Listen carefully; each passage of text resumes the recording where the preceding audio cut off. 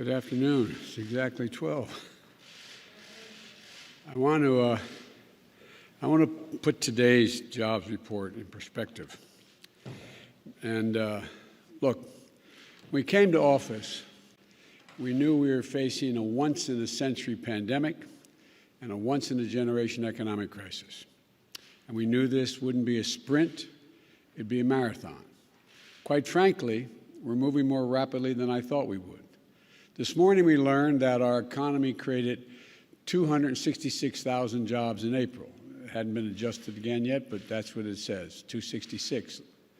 And listening to commentators today, as I was getting dressed, you might think that we should be disappointed. But when we passed the American Rescue Plan, I want to remind everybody, it was designed to help us over the course of a year, not 60 days, a year. We never thought that after the first 50 or 60 days, everything would be fine. Today, there's more evidence that our economy is moving in the right direction. But it's clear we have a long way to go.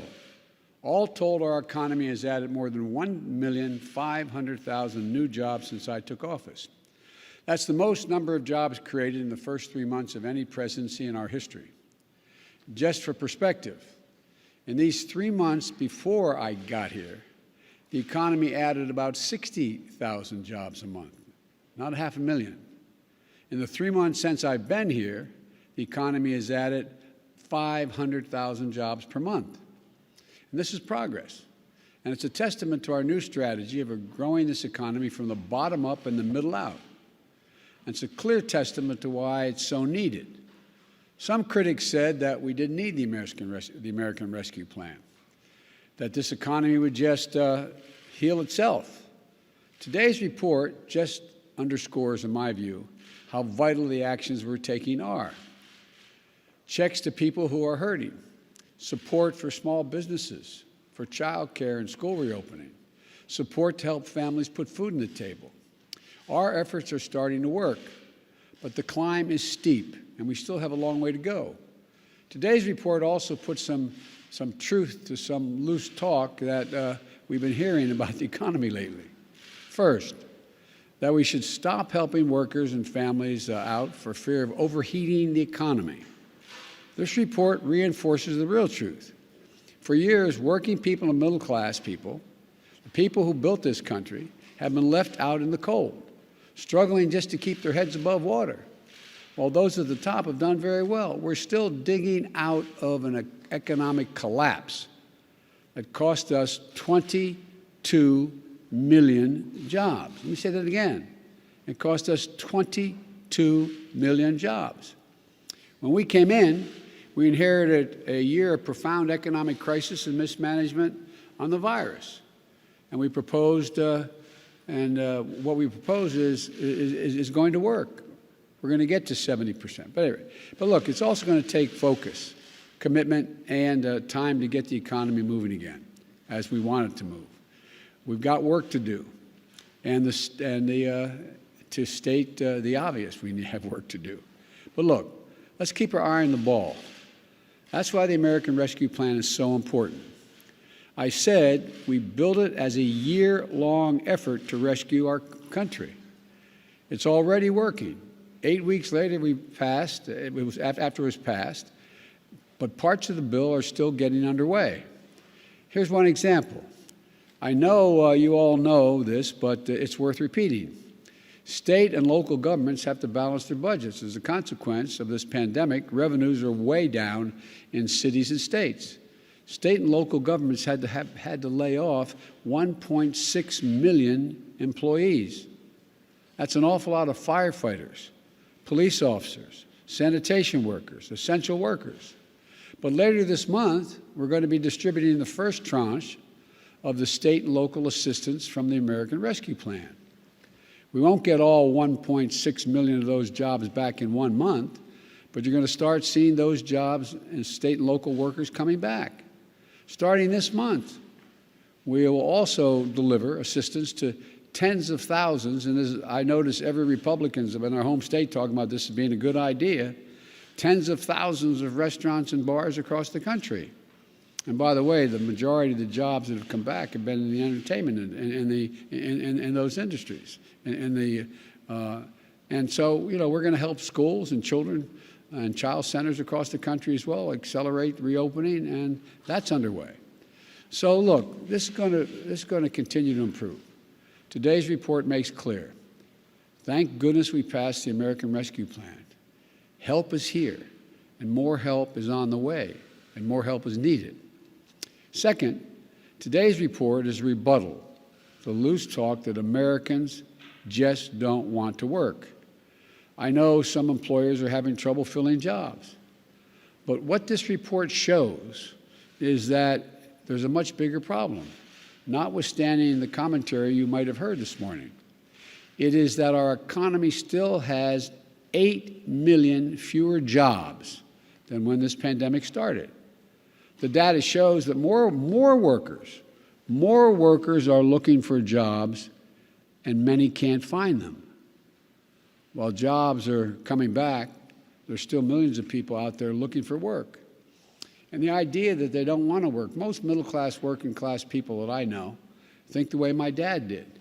He used to say, and I know I'm repeating myself, but I'm going to continue to because I think it's critical. A job is a lot more than a paycheck, he'd say, Joey. It's about your respect, your dignity, your place in the community. More than a paycheck is people's pride.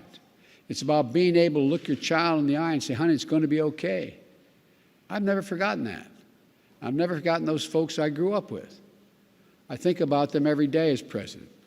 They didn't have a lot of money, but they busted their necks their whole lives to take care of their families.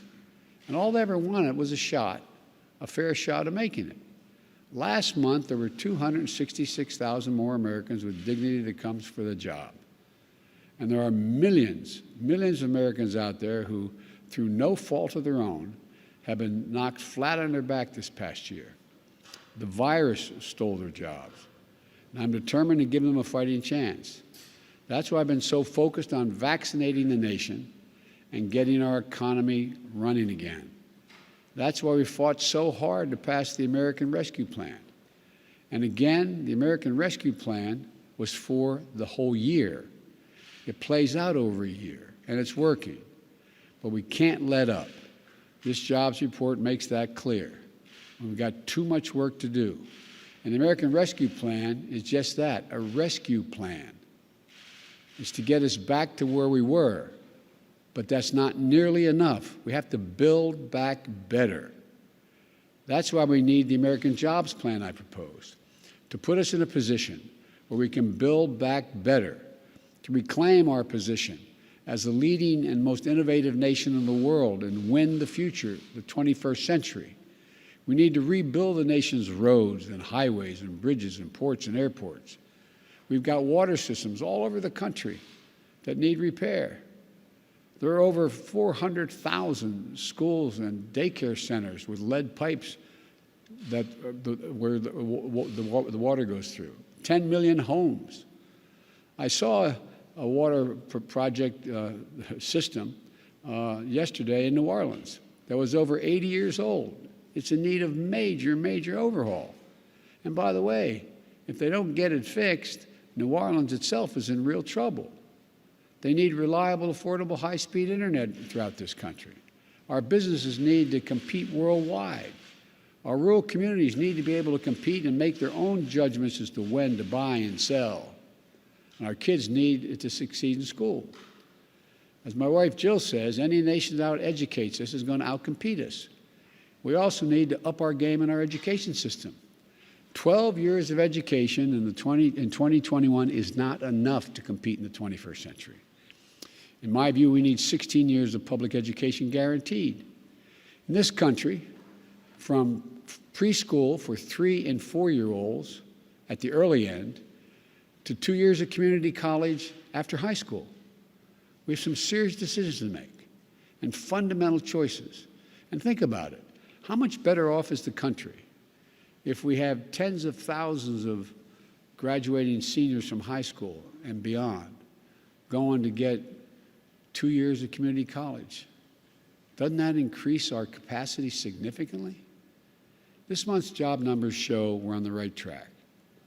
We still have a long way to go. As I said, my laser focus is on growing the nation's economy and creating jobs. My laser focus is on vaccinating our nation, and we're making continued progress. My laser focus is on one more thing, making sure working people in this country, hard-working people, are no longer left out in the cold. They're going to get a share of the benefits of a rising economy. It's been a long time since that happened. I've called my plan the blue-collar blueprint for America. That's exactly what it is. So let's not let up. We're still digging our way out of a very deep hole we were put in. No one should underestimate how tough this battle is. We still have a job to do here in Washington. The American people are counting on us. So let's get it done. Let's build an economy that delivers dignity and gives everybody a chance. I'm confident we can do this because there's nothing beyond the capacity of the American people.